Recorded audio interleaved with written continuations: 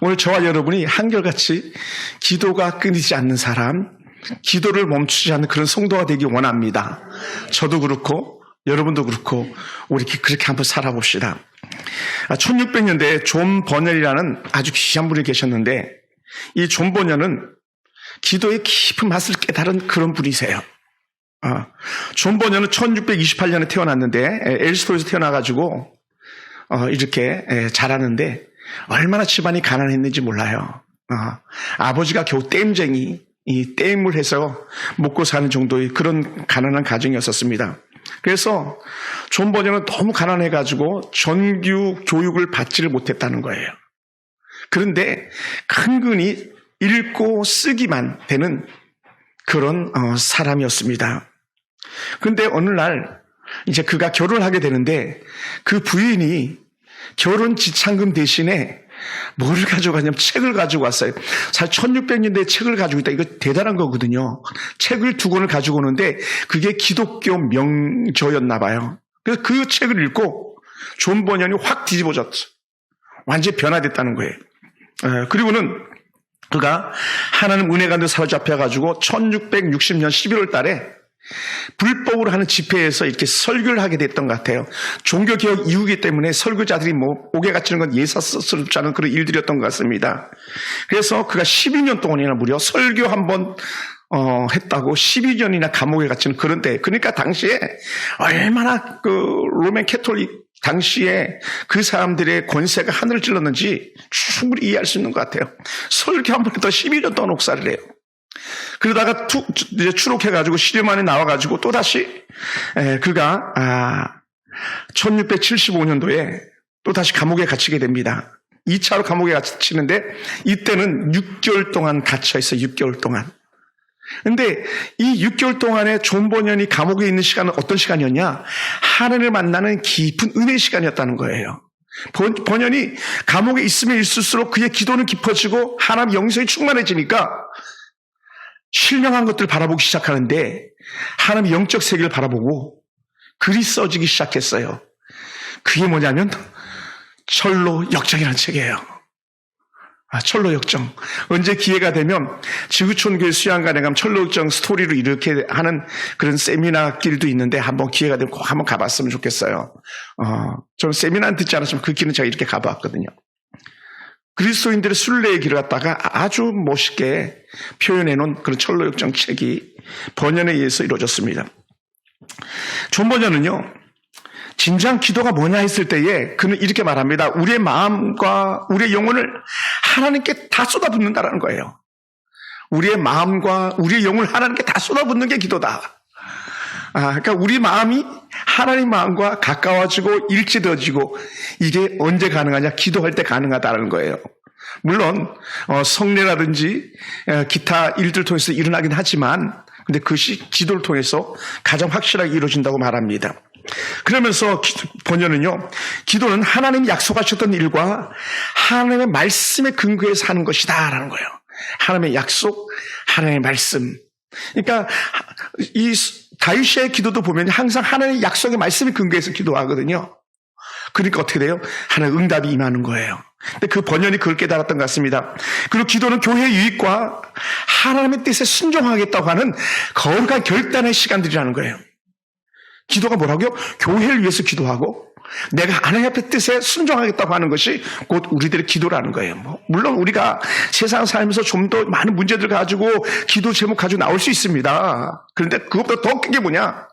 하나님 앞에서 철저하게 순종하겠다는 것과 주의 교회를 위한 것. 주의 교회를 다시 재확대해서 해석한다면 여러분의 영혼이 충만하게, 성령으로 충만하게 살아가는 법을 그렇게 말하고 있는 것이죠. 그래서 기도는 결국은 우리가 어떤 사람이 되는 거냐? 성령 안에서 강력하게 사로잡힌 사람이 된다는 거예요. 성령이 이끄는 사람.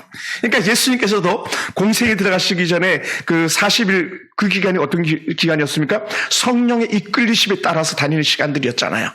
오늘 우리가 살아가는 시간이 뭐라고요? 성령의 이끌림에 따라 사는 그런 은혜의 시간인 줄로 믿습니다. 할렐루야. 그래서 우리가 기도하는 목적이 뭐냐? 하나님 응답받는 것. 그것이 기도의 철저한 목적이라는 거예요. 그래서 우리는 기도할 때마다 어떻게 돼요? 우리 안에서 하나님 주를 위해서 살겠습니다라는 헌신의 거룩한 결단이 날마다 나타나야 된다는 거죠. 날마다 헌신. 주를 위해 살겠으니. 이런 찬양도 있잖아요. 주를 위해 살겠으니 나를 고쳐주소서 막 이런 찬양도 있잖아요. 옛날 기도원 가면 이거 진짜 많이 불렀거든요. 왜냐하면 기도원의 환자 투성이었으니까. 하나님 살려만 주신다면. 근데 우리는 아파서 살려만 주신다면이 아니라 지금 건강할 때에 뭐라고요? 주를 위해 살겠으니. 주를 위해 살겠으니. 이게 우리의 기도 제목이라는 거예요. 아멘. 한번 따라해볼까? 주여, 내가 주를 위해 살겠습니다.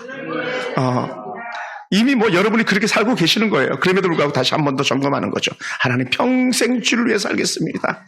이 고백이 저와 여러분을 고백되기 원합니다. 그러면서 우리는 기도를 하나님 앞에서 할 때마다 우리의 마음이 강하게 되는 거예요. 어떤 강함입니까? 주의 뜻을 쫓아 살겠다라는 의지, 그리고 삶의 현장에서 실천, 이게 우리들의 삶이 되는 것이죠.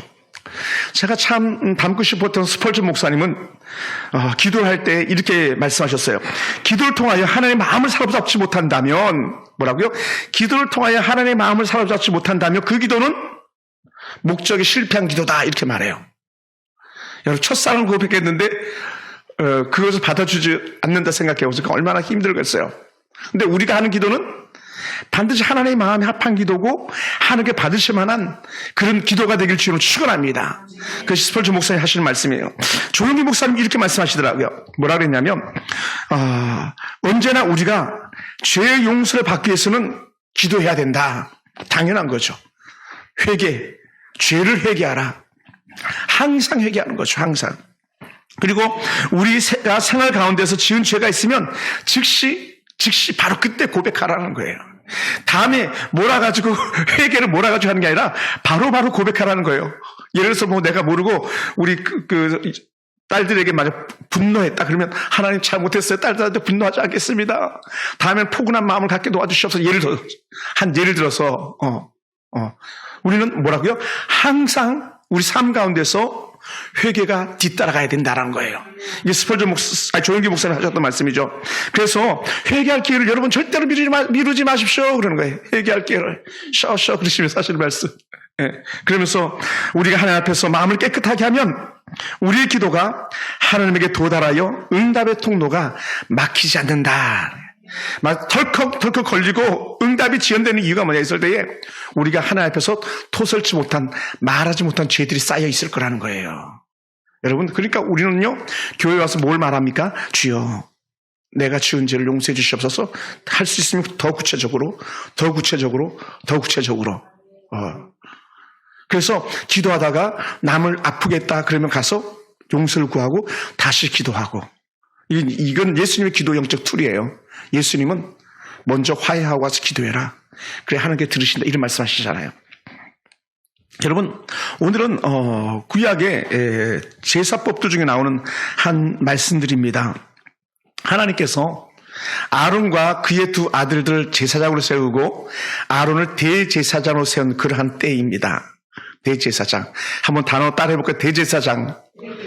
그러니까 제사장들이 있는데 대제사장들이 있어요. 대제사장 1년에 한 번만 지성소에 들어가는 사람이 대제사장이거든요. 그러니까 이제 그것도 순서를 이렇게 정하는 그런 그룹들인데, 하나님 이스라엘 백성들에게 광야를 지나는 중에도 하나님과 더 친밀하고 더 가까워지기 위해서 주신 영적 선물이 있는데 그것이 바로 성막이에요. 성막. 그리고 성막 안에 여호와의 법궤. 여호와의 법궤는 하나님께서 함께 하신다는 상징이고, 그래서 제가 말씀드렸죠. 법궤에 두 스랍이 계신데 스랍 가운데 뚜껑 위를 갖다가 시은좌 시은소라 그런다 그랬어요. 거기 하나님께서 앉아 계시다 해가지고. 그러니까 여호와의 장막만 보면 뭐가 생각나냐? 하나님이 생각나는 거죠. 그래서 구름기둥, 불기둥이 언제든지 여호와의 성막과 여호와의 법궤를 중심으로 언제든지 이동했던 것을 우리는 말씀을 통해서 알 수 있습니다. 이 성막 안에는요, 지성소가 있죠. 지성소. 그것은 1년에 한 번만, 7월 10일 1년에 한 번만 딱 들어가는 거예요. 그리고 지성소 밖에는 성수라고 그래가지고 그 성소에는 오늘 본문 속에 나오는 금향로가 있고 그 금향로에는 항상 향이 피워지는 거예요. 향. 그 다음에 한쪽에는 촛대가 있습니다. 7촛대. 예, 7촛대가 있고 또 반대쪽에는 떡상이 있습니다. 떡상. 그러니까 전병이라고 나오는 그런 것이 떡병자 써가지고 떡상이 있는데 거기 항상 떡이 이렇게 올려져 있죠. 그것을 이제 제사장들이 매일 아침과 저녁으로 이렇게 관리해 주는 거예요. 그래서 촛대에 기름이 떨어지지 않았나, 향로에 불이 꺼져가지 않나, 또 떡상에 떡은 들어가고 나가고 이걸 계속 교체해 주는 그런 일들을 하거든요. 그래서 다윗 왕이 먹었던 게 여기 성소에서 나온 진설병이었던 것이죠. 그래서 이 성소 안에서는 특히 금향로의 향이 항상 피어 올랐습니다. 향이 항상. 그래서 이것이 하나님 앞에 향기로워졌다고 말해요. 향기로움. 근데 이게 너무 신기한 게 뭐냐면 우리 제사 지낼 때 보면 다 향 피우잖아요. 그죠? 향. 참 신기해요. 향. 근데 이제 그리스도인들의 제사법에는 예에서 그 장례식에는 향을 놓지 않습니다. 요새 기독교인들 향을 놓지 않아요. 왜냐하면 그게 잘못된 주술적 의미를 가지고 있어가지고 귀신을 불러들인다라는 그런 의미를 나름대로 부여해 놨더라고요. 그래서 향을 놓지 않습니다. 여러분 참고로 말씀드립니다. 예. 그래서 7촛대가 하는 역할은 뭐냐면 그 성소 안을 갖다 환하게 밝히는 거예요. 왜냐하면 불이 있어야 떡도 바꾸고 또 향로에 그 불이 떨어졌나 안 떨어졌나 또 향이 떨어졌나 안 떨어졌나 이걸 보기 때문에 늘 촛대가 불을 밝히고 있는 것이죠. 그리고 성소 밖에는 물두멍이 있는데 물두멍에는 제사를 드리기 위해서 일하는 레위인들이 씻기도 하고 거의 재물 씻기도 하는 그런 도구를 이렇게 쓰임받아요. 그리고 물두멍 바로 뒤에는 정말 커다란 번제단이 있습니다. 거기서 짐승들을 올려놓고 계속 태우는 그런 일들을 하는 것이 바로 이 번제단입니다. 그래서 하나님이 지명하여 세운 대제사장 아론의 아들들이 성막에서 제물 드리면서 성산의 금촛대의 불과 금향단에 불이 꺼지지 않도록 그 일을 관리하는 것이 그들이 해야 될 책무였습니다. 그 첫 번째 사람들이 그냥 바로 나답과 아비후라는 아론의 두 아들이었었어요. 이 처음 세워진 이 나답과 아비후는 아침과 저녁으로 번제단의 불을 가지고 송살 금향로의 불을 채우고 또 재를 꺼내고 또 하는 일을 담당했는데 이것은요 아무나 하는 게 아니라 하나님께 세우신 이 나답과 아비후만 할 수 있는 그런 일이었던 것 같습니다. 그래서 아론의 나답과 아비후는 번제단의 불을 가지고 금향단의 그 향로에 불을 계속적으로 꺼지지 않도록 관리하는 그런 사명이 그들에게 있었습니다. 그러다 보니까 어떻게 되냐? 번제단의 불도 항상 꺼지지 않는 거예요. 그래서 성경을 보다 보면 번제단 위에는 항상 낮이나 밤이나 뭐가 타고 있냐면 재물이 타고 있는 거예요. 재물이 계속적으로. 근데 충분히 재물이 탈 수밖에 없는 게 수많은 사람들이 재물을 가지고 나오니까 그것을 하나님께 올려드리기 위해서는 계속 태워야 되는 거예요. 계속. 그러다 보니까 어떻게 돼요? 불이 꺼지지 않는 거죠. 그래서 불을 잘 관리할 수 있도록 그렇게 했던 것 같습니다. 근데 놀라운 게 뭐냐면 그 광야길에서도 이 불이 광야에서 이 불이 멈춰서 있을 땐 절대로 꺼지지 않았다는 거예요. 그렇다고 이 번제단 위에 뭐 불이 꺼지지 말라고 비가 맞지 말라고 하는 그런 뭘 씌운 것도 아니에요. 그런데도 이 불이 꺼지지 않았던 것이 하나님 특별한 은혜, 그것조차도 어찌 보면 기적일 수도 있는 거죠. 여러분 시골에서 부엌 아궁이에 불씨 남겨놓기가 결코 쉽지 않습니다. 이 불씨 꺼뜨리면요 할아버지가 할머니한테 뭐라 그런 걸 제가 들어본 적이 있었거든요. 근데 이 불씨를 계속적으로 관리하고 번제단의 불이 계속 타오르게 한다는 것 자체가 헌신, 희생이 없이는 될 수가 없는 그런 일들이죠. 그래서 우리 한번 성경을 찾아볼까요? 레위기 6장을 한번 가봅시다. 레위기 6장 앞에 조금 더 뒤로 넘겨가지고 레위기 6장 6장에 보면은 꺼져서는 안 된다고 해서 계속 강조하는 게 있는데 우리 한번 찾아볼게요. 6장 9절에 보면 이렇게 말씀합니다. 제가 한번 읽어볼게요. 아론과 그의 자손에게 명령하여 이르라. 번제의 규례는 이러하니라. 번제물은 아침까지 제단 위에 있는 석쇠에 두고 제단의 불이 그 위에서 꺼지지 않게 할 것이요. 그러니까 제단의 불이 꺼지지 않게. 또 여러분 그 12절에도 보면 또 이렇게 말합니다. 제단 위에 불은 항상 피워 꺼지지 않게 할지니 항상 피워 꺼지지 않게 할지니 제사장은 아침마다 나무를 그 위에 태우고 번제물을 그 위에 버려놓아 화목제의 기름을 그 위에서 불사를 찌며 그리고 또 13절에도 또 말합니다. 불은 끊임없이 제단 위에 피워 꺼지지 않게 할지니라고 말해요. 그래서 9절, 12절, 13절 뭐라고요? 꺼지지 않게. 그러니까 번제단의 불은 절대로 꺼져서는 안 되는 거예요. 그러니까 이건 특별히 구별된 불인 거죠. 또한 번제단의 불이 꺼져서는 안 되는 이유 중에 또 다른 하나는 뭐냐면 이 번제단의 불을 가지고 성소 안에 있는 금향단의 향로에 불을 채우는 그런 도구로 쓰임 받거든요. 그러니까 번제단의 불이 꺼지면 금향단의 불은 거룩할 수가 없는 그런 불이 되고 마는 것이죠. 그래서 우리는 꺼지지 않게 하라는 말에 우리가 한번 주목해 보기 원합니다. 그래서 우리가 가장 많이 불렀던 찬양 중에 이 제단에 불이 붙었으면 좋겠네. 계속 불타오르길 원하는 그런 찬양. 그것이 바로 그 본문이 바로 이 6장에 이르는 그 본문에서 그 찬양이 나온 것이죠.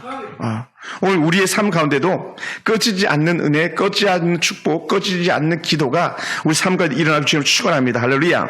그래서 문제는 뭐냐면 꺼지지 않게 해야 되는데 잘 관리해야 된다고 했는데 이것이 잘 안 된 거예요. 나닷과 아비후는 아무 불이나 가져다가 향로를 채우는 것이 아니라 반드시 번제단의 불을 채워야 했습니다.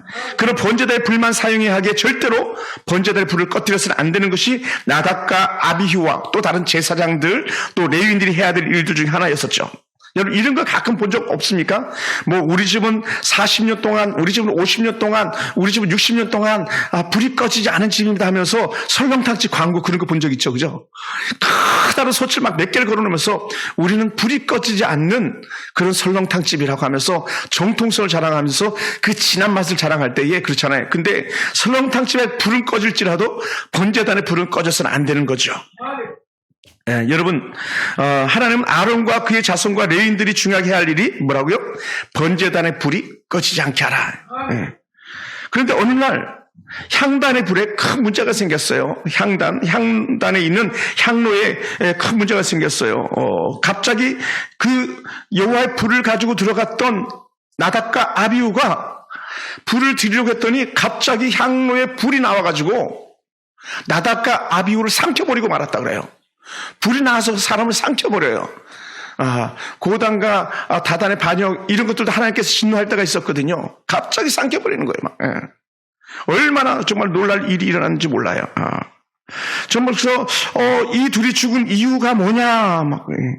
근데 이유를 갖다가 설명하는데요. 그것이 바로 우리가 처음 읽었던 본문 10장 1절이에요. 우리 10장 1절 다시 한번 볼까요? 왜 이들이 죽어야만 했는가? 10장 1절. 우리 같이 한번 읽어봅시다. 아론의 아들 시작.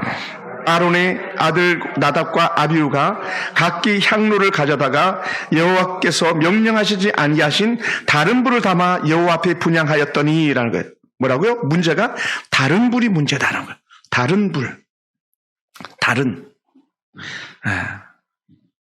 그게 아닌데 다른 불을 드렸다는 건 뭐냐? 흔히 가장 쉽게 유추하는 건 그거예요. 번제단에서 불을 가져다가 금향단의 위에 있는 향로에 불을 채워야 되는데 엉뚱한 것을 했다는 거죠. 엉뚱한. 이것을 우리가 해석해 볼 때 이렇게 말해요. 이들이 분향하는 일에 하나님의 깊으신 뜻이 아니라 또한 하나님의 명령이 아니라 자기 생각이 개입이 됐더라는 거예요. 우리가 흔히 이런 거 있잖아요. 그죠? 하나님의 뜻보다 쉬운 편을 택하는 거 그런 것들일 수 있죠. 쉽게 얘기하면. 그래서 하나님의 말씀은 너무나 쉽게 생각하고 넘어간 거예요. 그들은 분향단의 불을 너무 쉽게 생각한 거죠. 불이면 다 같은 불인 줄 안 거예요. 우리 그럴 때도 있잖아요. 뭐 그거면 어때? 에이 그럴 수도 있지 막 이렇게 하잖아요. 근데요 하나님의 나라에는 그거면 어때? 그럴 수도 있지가 안 통한다는 거예요. 할렐루야. 그러므로 그 다른 불을 가지고 들어가면서도 이들은 아주 뻔뻔스럽게 아무 일이 없는 것처럼 그렇게 했었을 거라는 거예요. 그러니까 어떻게 돼요? 하나님의 말씀을 얼마나 무시했는지 볼 수 있는 그런 대목입니다. 그러므로 이 둘이 당한 결과는 처참한 거죠. 뭐라고요? 불이 나와서 그들을 삼켜버렸다. 이 삼키다를 보니까요 저주를 말하기도 해요. 아담과 하와가 선악과를 먹었다, 이게 삼키다 같은 단어를 쓰더라고요. 그러면서 해석서를 이렇게 보니까 재앙이다 이렇게 표현하기도 합니다. 그러니까 10장 1, 2절에서 아론의 아들 나답과 아비후가 각기 향로를 가져다가 여호와께서 명령하시지 아니한 다른 불을 담아 여호와 앞에 분향하였더니 불이 여호와 앞에서 나와 그들 삼킴에 그들이 여호와 앞에서 죽으니라. 깜짝 놀랄 일이 나는 거죠. 분향을 하던 두 아들을 향하여 여호와 앞에서 불이 나왔다는 거예요. 불이 나왔어요. 갑자기 불이 나와서 그들 삼켜버리는 거예요. 야, 이거 정말 놀라운 거죠. 좋은 면에서 이런 것도 있었잖아요. 우리가 잘 아는 열왕기상 18장 갈멜사에서는 하늘에서 불이 내려가지고 번제물 핥아버렸는데 여기서는 불이 나와서 사람을 죽여버리는 이런 일들이 일어난 것이죠. 그리고 여기 삼켰다는 것은요, 시간을 두고 서서히 사람을 태운 게 아니라 일시에 딱 그냥 태워버렸다는 거예요. 일시에. 다른 말로 하면 이런 것 같아요. 일시에 그들의 생명을 딱 앗아가버리는 그런 상황이 되고 만 것 같습니다. 뭐라고요? 왜 그랬는가? 그것은 그들이 여호와 앞에서 거룩함을 드러내지 않았다라고 3절에서 그렇게 정의를 하고 있어요. 하나님의 거룩함을 무시한 죄. 영적으로 너무 경솔했던 거죠. 너무 가볍게 생각한 거예요. 우리가 하나님 앞에 살면서도 우리 너무나도 쉽게 하나님을 가볍게 생각하고 예배를 가볍게 생각하고 은혜의 삶을 갖다 가볍게 생각하는 그런 경우들이 있는데 그때 여러분 조심하세요. 불이 확 나올지도 몰라요. 물론 그래서는 안 되겠습니다만은. 그래서 아론의 두 아들 나답과 아비후는 하나님의 말씀에 따라 세우린 첫 번째 제사장들이 했음에도 불구하고요. 남들이 볼 땐 그랬던 거예요. 다른 사람들이 볼 때는 정말 얼마나 선망의 대상이 됐겠어요. 얼마나 정말 부러웠겠습니까? 아무도 못 들어가는 그곳에 자신들이 들어가가지고 여호와의 정말 그 향단에 향을 바꿔놓고 불을 갖다 채워줄 수 있는 것, 이거 특별한 일이거든요. 그러니 선망의 대상이었음에도 불구하고요. 그들은 너무 쉽게 생각했던 거죠. 그래서 하나님을 향한 마음 무너짐으로 그들은요, 차라리 제사장이 되지 않는 것이 더 나을 뻔한 그런 비극적인 두 아들이 되고 말았습니다. 여러분, 근데요, 우리가 꼭 기억해야 될 게 한 가지가 있더라고요. 뭐냐? 악한 사단은요, 절대적으로 싫어하는 게 뭡니까? 아버지 앞에 예배하는 거라 그랬잖아요. 그리고 기도하는 것을 가장 싫어한다 그랬잖아요. 그러니까 지금 이 나답과 아비후가 한 일은 뭐냐? 하나님 앞에 예배하는 일을 갖다 방해해버린 거예요. 쉽게 얘기하면. 그 예배 방해하면 안 되거든요. 그러니까 어떤 세력이든지 하나님 앞에 예배를 방해하고 예배를 저해한다, 이건요, 악한 사단의 도구로 쓰임받는 거예요. 예. 여러분, 우리가 잘 아는 여호와의 법궤를 가지고 다윗성으로 들어가던 우사와 아효 아시죠? 우사와 아효. 이 우사와 아효 같은 경우는요, 얼마나 여호와의 법궤가 딱 경솔하게 여겼습니까? 여호와의 법궤를 수레에다 싣고 갔잖아요. 그것도 법궤가 흔들리니까 우사가 얼른 가서 붙잡았는데 어떻게 돼요? 우사의 몸이 수탄의 파편이 튀어나가듯이 온몸이 찢겨나갔다고 그랬잖아요. 그걸 보고 사람들이 깜짝 놀랐잖아요. 아마 오늘 나답과 아비후를 본다면 이것만 못지 않았을 것 같아요. 우사보다 못지 않았을 것 같습니다. 하나님을 가볍게 여긴 그런 죄가요, 오늘 이런 처참한 결과를 가지고 오죠. 여러분, 아벨은요, 우리가 잘 아는 대로 온전한 제사, 온전한 예배자였잖아요. 그런데 어떻게 돼요? 사단이 틈타가지고 가인의 마음을 사로잡아서 예배자 아벨을 죽이는 데 나가고 말잖아요. 그러니까 약한 사단은 하나님께 나아가는 것, 하나님께 예배하는 것을 철저하게 막는 거예요. 그러니까 지지난주 계속 봤던 그런 시대에 다니엘이 기도하면서 아버지 앞에 뜻을 정하는데 그걸 방해하는 것은요, 악한 사단의 무리죠. 그 앞에 주에 봤던 갈멜산의 그 영적인 그 바알과 아사의 850명이요, 철저하게 하나님 앞에 백성들이 나오는 걸 가로막는 가림막이 되어버린 거예요. 그러니 하나님께서 그걸 보고 계실 수가 없어서 3년 6개월 동안 비가 오지 않는 재앙을 그들에게 내렸던 것 아니겠습니까? 그래서 나답과 아비후는 제가 볼 때 그런 것 같아요. 에서처럼 그렇게 하나님을 섬겼던 것 같아요. 에서처럼. 뭐라고요? 에서는 망령된 자였고, 가인은 살인자였고, 그들의 삶을 따라갔던 그런 모습이 아닌가 생각됩니다. 그러므로 하나님의 진노가 그들 가운데 임하죠. 그래서 나답과 아비후가 죽은 이유는 다른 불이라고 했는데, 그러면 도대체 다른 불이 뭐냐? 다른 불이 뭐냐 했을 때 흔히 몇 가지의 견해들이 있는데 그 중에 몇 가지만 제가 추려서 한번 말씀 나눠보겠습니다. 이들은요, 오늘 말씀이 말하고 있는 것처럼 번제단의 불이 아니라 다른 불을 드렸기 때문이다라고 보았다는 거예요. 다른 불. 근데 그 다른 불이라는 게 원래 정확하게 이거다 저거다 지칭하지 않기 때문에 우리가 좀 더 해석하는 부분으로 나가는데, 나답과 아비후가 드린 불은요, 향불을 정확하게 체인지 바꿔야 되는데 시간이 자기 마음대로 바꿨다는 거, 시간을 갖다가. 이런 견해도 있더라고요. 향을 바꾸는 시간, 성소에 들어가야 될 시간을 자기 맛대로 하고 싶으면 하고 말고 싶으면 말고 이렇게 했다는 견해들도 있어요. 또 하나 유력한 견해가 또 다른 하나가 있는데, 이들은 여호와의 향불만 바꾸고 나와야 되는데 그들이 향을 가지고 여호와의 법궤가 있는 지성소 속으로 들어갔을지도 모르겠다, 이런 얘기도 해요. 지성소에 들어가면요 끝장나는 거거든요. 또 어떤 견해는요, 술에 취한 상태에서 술에 취한 상태에서 향을 피우고 그걸 가지고 들어가다가 하나님께서 그를 치셨을 것이다 하는 거예요. 하나님 앞에 경솔한 모습.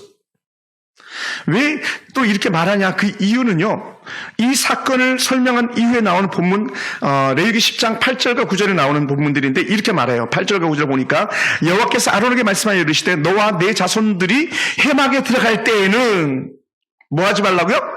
포도주나 독주를 마시지 말라. 포도주나 독주. 아니, 예배 인도자가 포도주나 독주를 마셔가지고 있었어야 되겠는가? 그리하여 너의 죽음을 면하라. 이는 너의 대대로 지킬 영원한 규례니라. 대대로 규례니라. 제가 군에 있을 때 군정부, 제가 교회 사역을 이렇게 하는데 황당한 일이 벌어진 거예요. 교회에서. 어떤 일이 벌어졌냐? 우리 이제 군종 참모들이 이제 회의를 우리 교회에서 하는데 갑자기 법사들도 오죠. 또 신부님들도 오시죠. 그러니까 잿더리 갖고 오라는, 잿더리. 교회에서 잿더리를 찾아야 되는 그런 황당한 일들이 있었어요. 여러분, 막 그 스님들이 술에 취해 있죠. 로맨 캐톨릭 천주교 신부님들은 담배를 항상 갖고 다니고 그들도 술을 좋아하죠. 또 혼자 사니 뭐 얼마나 외롭고 쓸쓸하겠어요. 물론 영적 교제가 하나님과 있겠습니다만은, 그리고 그들은 술 취한 상태에서 때로는 어찌 보면 뭐 그래서는 안 되겠습니다만은 예배를 집전하는 그런 일들도 있을 수 있는 예가 아닌가 생각되죠. 뭐라고요? 누가? 나답과 아비후가. 그런 이제 추론도 이렇게 일어나는 것을 이렇게 보게 됩니다. 근데 그럼에도 불구하고 가장 유력한 것은 그냥 말씀 그대로 우리는 믿으면 되는 거니까, 번제단의 불이 아닌 다른 불을 드렸다. 번제단의 불. 반드시 그 불. 그러니까요, 하나님이 지정하는 걸 했어야 되는데 그렇지 않았다는 거죠. 이게 우리가 문제예요. 그러니까 우리는 함부로 경솔하게 하면 안 된다. 움직여서는 안 된다는 것을 오늘 우리에게 말씀해 줍니다. 그러면서 어떻게 돼요? 다음에 다시 그 빈자리를 메워야 되잖아요. 누가? 엘리아살과 이다말, 남아있는 아론의 두 아들이 그 자리를 차지합니다. 그러니 모세와 아론은 나답과 아비 죽은 그 빈자리에 이 엘리아살과 이다말을 채우는데 얼마나 그들의 마음이 두렵고 떨림이 있었겠어요. 앞에 형들이 죽어나갔는데 얼마나 두려웠겠어요. 그래서 그들에게 사명을 잘 감당하도록 그렇게 말합니다. 그러면서 민수기 3장 4절에 보니까요, 나답과 아비후는 시내 광야에서 여호와 앞에 다른 불을 들이다가 여호와 앞에서 죽어 자식이 없었으며 엘리아살과 이다말이 그의 아버지 아론 앞에서 제사장 직분을 행하였더라라고 말해요. 하나님께서 그들을 통해서 다시 일하기를 원하셨던 거죠. 여러분, 형들의 죽음을 본 엘리아살과 이다말이 얼마나 정신 바짝 차리고 일을 했겠어요. 말이 그렇죠. 오베데돔의 집이 여호와의 복궤를 잘 섬겼던 이유 중에 하나는 그 집도 그 집 온다면 이런 것이었을지도 몰라요. 우사가 죽어나간 걸 봤기 때문에 오베데돔의 그 아들들은 얼마나 바짝 긴장하면서 여호와의 앞에 법궤를 잘 모시려고 몸부림을 쳤겠어요. 우리 그러면 이렇게 말하면 좋을 것 같아요. 우리는 이렇게 하면 될까요? 하나님, 맞기 전에 잘하겠습니다. 할렐루야. 뭐라고요? 다른 말은 이거예요. 기도자 7천 비유한다면 하나님, 재앙을 당하기 전에 잘하겠습니다. 하나님, 주여 나의 병든 몸을 고쳐주시옵소서. 병들기 전에 잘하겠습니다. 예를 들어서 잃기 전에 잘하겠습니다. 이런 것들. 엘리아살이, 이다말이 아마 그런 마음이 아니었을까 생각됩니다. 형들이 하던 일은 하나님 앞에 가장 자랑스러운 일이었습니다. 그러나 하나님 주신 사명을 가볍게 여기고 죽었기에 그들은 정말 사명 감당하기 위해서 전심을 다했을 것 같아요. 그래서 그들의 마음은 번제단의 불에 마음이 다가 있었을 것이고 그 금향단 위에 있는 향로에 마음이 다가 있었을 거예요. 전적으로. 그래서 그들의 마음은 언제든지 하나님께 정해져 있는 그 마음을 가지고 엘리야살과 이다말이 정성스럽게 하나님을 섬겼을 거라 하시는 거죠. 할렐루야. 이런 은혜를 우리가 경험할 수 있게 원하고 이런 은혜의 삶을 우리가 살아갈 수 있게 원합니다. 여러분, 그러면서 우리가 기억해야 될 게 뭐냐면 꺼지지 않게 하라, 꺼지지 않게 하라. 이 자체가 뭐냐? 불이 꺼지지 않는 것은요, 하나님과 하나님의 백성과의 소통이 이루어지고 있다는 거예요. 소통. 할렐루야. 여러분, 아버지 앞에 제사가 드려진다는 것 자체가 소통이었고요, 번제단에 불이 꺼지지 않고 계속 타오르는 것 자체가 하나님과 소통, 제사 드리는 행위거든요. 그러면서 성소 안에 있는 그 향단의 향로에서 계속적으로 향이 피어오르는 것도 하나님과 소통이거든요. 그래서 연기, 향 이런 거 하면 항상 반대쪽에 나타나는 게 뭐냐? 기도예요. 기도. 기도. 그래서 번제단은 계속 불이 타오르는 것도 기도, 향단의 향이 타오르는 것 기도. 그래서 기도가 꺼지지 않게 하라. 쉽게 얘기하면 이렇게 다시 한번 해석해 볼 수도 있습니다. 사랑하는 성도 여러분, 만약에 제단의 제물이 사라지면 불을 피울 일이 없었을 것입니다. 제단에 불이 없으면 성소 안에 금향료도 향을 피울 수가 없는 것이죠. 이스라엘 여서는 민족적 재앙이 되는 거예요. 민족적 재앙. 제단에 불이 꺼지는 때는 언제냐? 재앙이에요. 재앙. 언제 재앙이었습니까? 주전 586년 나라가 망하고 예루살렘의 성전이 해파된 이후에는 대재앙이 그들 가운데 임한 거죠. 각기 포로로 끌려다니고 두 번 다시 예배할 수 없는 그런 상황이 그들의 재앙이 아니었겠습니까? 예배를 그치고 성도들 흩어지게 되었습니다. 기도를 멈추는 일은 결국 제단에 불이 꺼지는 일이 되어버리고 말았습니다. 그래서 저는 우리 교회가 기도불이 계속적으로 타오르는 교회가 되길 원합니다. 여러분의 삶의 현장에서 또 때로는 집에서 또 길을 가든지 또 이 성전에 와서도 수시로 하나님 앞에 계속적으로 기도하는 기도의 문이 열려있는 그런 여러분이 되기 원합니다. 할렐루야. 우리 그렇게 살아봤으면 좋겠어요. 그래서 우리가 함께 다시 기도의 불을 붙이고 여러분의 가정과 여러분의 기업과 여러분이 살아가는 축복의 통로로 기도로 길을 여는 은혜가 우리 가운데 있기 원합니다. 우리는 모두 이다말과 엘리에셀 같은 사람들입니다. 우리가 예배를 드릴 때 맡은 사명을 잘 감당하는 것이 너무나 중요한 일입니다. 예배를 인도하는 저와 또 예배 순서를 맡은 우리 사랑하는 성도들이 하는 그 일 하나하나가 너무 소중한 거예요. 여러분들이 오늘 준비한 특송 이거 너무 소중한 거예요. 우리 양준희 성도들이 너무 잘하셨어요. 남궁희 집사 너무 잘하셨습니다. 너무 소중한 거예요. 오늘 이다말 또 오늘 엘리에셀 같은 사람이 집사님들도 같은 마음에서 사역하는 거예요. 쉽게 얘기하면 또 앞으로 드리는 봉헌 예물 인도자들, 안내위원들, 또 주방에 섬기는 어떤 이들 다 한결같이 그 사역하는 형태만 다른 것들이지 같은 은혜 가운데서 철저하게 번제단에 불을 붙이고 번제단에 불이 꺼지지 않게 지켜보는 그런 제사장들과 전혀 다를 바가 없다는 것이죠. 저 역시 마찬가지입니다. 저는 더더욱 중요하겠죠. 예. 그래서 우리는요 이런 것 같아요. 하나님 보시기에 너무 소중한 사람들이에요. 할렐루야. 너무 소중해. 집사님 그 아세요? 그죠? 너무 소중해. 우리 집사님 너무 소중한 거예요. 우리 권사님들 너무 소중하신 거예요. 우리가 순서를 담당하는 산무쯤은 엘리야살과 이다말의 심정, 또 그들의 형 나답과 아비후의 모습을 우리가 한번 생각해 보시기 바랍니다. 그러면 예배 드리는 자세, 아버지 앞에 나오는 마음이 새로워질 줄로 믿습니다. 하나님은 모든 예배의 순서를 한결같이 귀하게 여기시는 분이기 때문에 그렇습니다. 신약시대 때 기도에 혁볼것 드리지 않은 신실한 기도자가 있었습니다. 신약시대 때는요 예수님께서 크게 칭찬한 사람들이 있어서 크게 칭찬. 어떤 사람이냐, 여러분 아주 익숙할 수도 있는데 잘 익숙하지 않을 수도 있는 나다나엘이라는 사람이에요. 한번 따라해볼까요? 나다나엘. 이 나다나엘의 이름도 너무 좋아요. 하나님의 선물이에요. 하나님의 선물. 이야, 참 좋은 이름을 가졌어요. 나다나엘. 근데 이 나다나엘은요 신실한 기도자예요. 신실한. 요한복음 1장 47절 보니까요 나다나엘이 얼마나 멋졌냐면요 예수님께 이렇게 말해요. 예수께서 나다나엘이 자기에게 오는 것을 보시고 그를 가리켜 이르시되 이는 참으로 이스라엘 사람이라 그 속에 간사한 것이 없도다 라고 말해요. 참 이스라엘 사람. 또 참 이스라엘 사람인 증거가 뭐냐? 그 속에 뭐가 없다? 간사한 게 없다. 할렐루야. 나다나엘 성품을 말하면서 예수님께서 참 이스라엘 사람 간사한 것이 없다고 그렇게 칭찬을 하시잖아요. 당시 간사하다는 말은 뭐냐 했을 때에 이게 낚시 바늘에 꼽는 미끼, 이걸 간사하다는 단어와 같이 쓴다는 거예요. 미끼. 여러분, 물고기가 이 미끼 보고 물잖아요. 그죠? 다른 말로 하면 뭐예요? 먹인 줄 알고 물었다가 쏙는 거잖아요. 간사함이 그렇다는 거예요. 간사함은 속이는 건데, 거짓된 삶인데, 나다나엘은 그렇지 않았다는 거예요. 할렐루야. 야, 저는 이런 나다나엘이 바로 우리 성도들이 됐으면 좋겠어요. 저도 그렇게 되었으면 좋겠습니다. 또, 이 간사다는 단어가, 속임수 쓸 때 쓰는 단어인데, 이 반대가 뭡니까? 참, 이스라엘 사람이다. 이 참은요, 그 겉과 속이 언제든지 진실하다는 거예요. 그러니까 간사함과 정반대되는 단어를 갖다 예수께서 말씀하신 것을 참 이스라엘 사람이라 그에게는 간사함이 없도다. 그런 거죠. 그러니까 어떤 사람들은 이 간사함이 올라가는데, 속임이 올라가는데, 이 나다나엘은 이거는 던져버리고 참 진리 되시는 그 뜻만을 가지고 가는 거죠. 우리 속이면 안 되잖아요. 거짓이 없는 신앙으로 살아야 되잖아요. 우리는 가짜가 아니라 진짜가 돼야 되잖아요. 그죠? 할렐루야.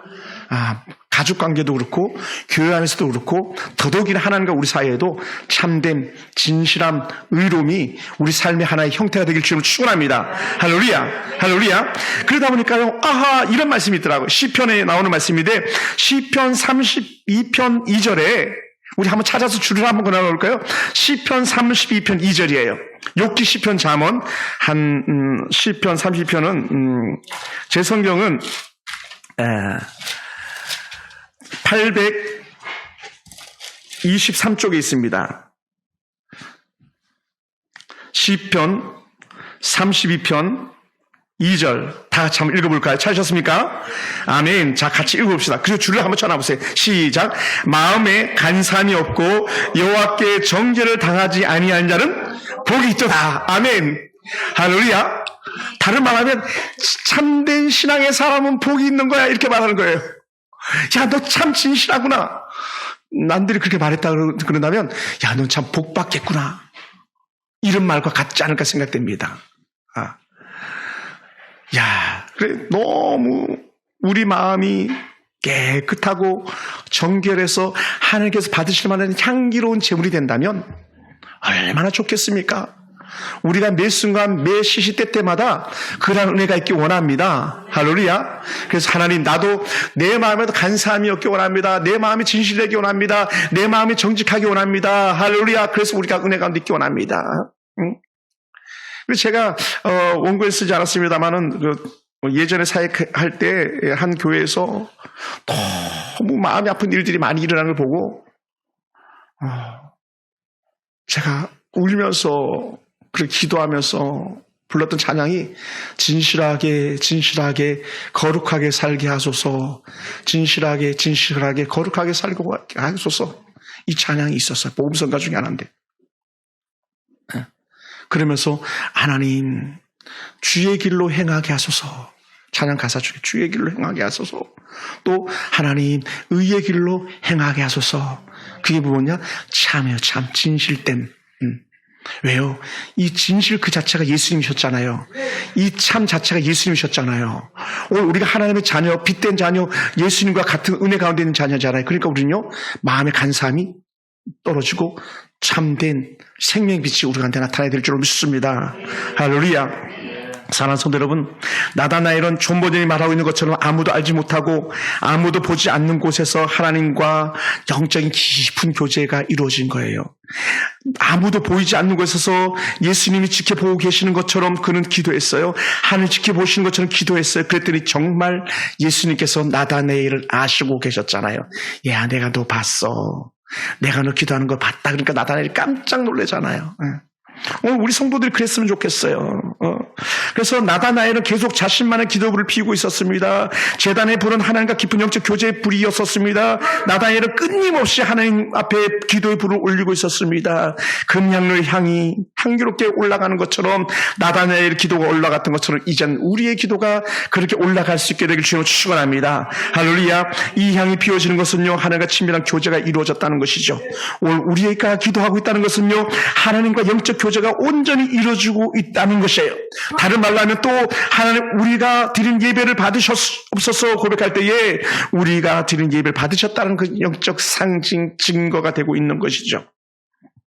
우리가 예배한 일이나 기도한 일이나 삶의 현장 가운데서도 여전히 하나님을 향한 마음이 끊임이 없길 주로 축원합니다. 사랑하는 성도 여러분, 지금 아무도 여러분을 알아주지 않습니까? 아무도 여러분을 돌봐주지 않습니까? 감옥에서도 하나님을 깊이 생각했던 다니엘처럼, 존 버년처럼, 또 오늘 아무도 알아주지 않는 나다나엘처럼 우리가 은혜 가운데 그 길을 갈 수 있게 되기 원합니다. 기도자의 길, 생명을 건 기도자의 삶의 길을 우리가 함께 갈 수 있게 되기 원합니다. 우리가 오늘 영적인 삶을 살려고 몸부림치는 성도가 누가 있습니까? 계속 몸부림치면서 주께 가까이, 더 가까이 가는 은혜가 있기 원합니다. 우리는 분명한 한 가지, 나답이나 아비후가 다른 분을 드렸던 것을 아셨던 하나님께서 그를 데려가셨는데 우리는 누구도 데려가지 않는, 오히려 예수님께 나타나셔서 그래 너 잘했어, 너가 진짜다, 이 칭찬하는 복된 성도가 되길 좀 축원합니다. 사랑하는 성도 여러분, 하나님, 우리가 하나님의 뜻을 구하면서 하나님의 말씀대로 살기를 원하고 계세요. 성막의 번제단이나 불이나 성수 안의 금향로 향이 나답과 아비후에게는 걸림돌이 되었지만 광야 백성들에게는 하나님을 만나는 깊은 교제의 시간, 축복의 통로가 되었습니다. 때로는 어떤 사람들에게는 이 예배 시간이 걸림돌이 될 수도 있었겠지만 오늘 우리에게는 하나님께 나아가는 더 큰 하나님을 만나는 축복의 통로가 되길 주로 축원합니다. 그러면서 우리가 기도자를 지키기 원하고 기도의 불을 꺼뜨리지 않는 영적 은혜가 우리 가운데 있기를 주로 축원합니다. 사랑하는 성도 여러분, 예배에 향단에 불이 꺼지지 않는 것처럼 우리 서울 풍산교회 재단에도 불이 꺼지지 않는 기도자의 기도 불이 여전히 타오르기를 주님으로 축원합니다. 기도하겠습니다.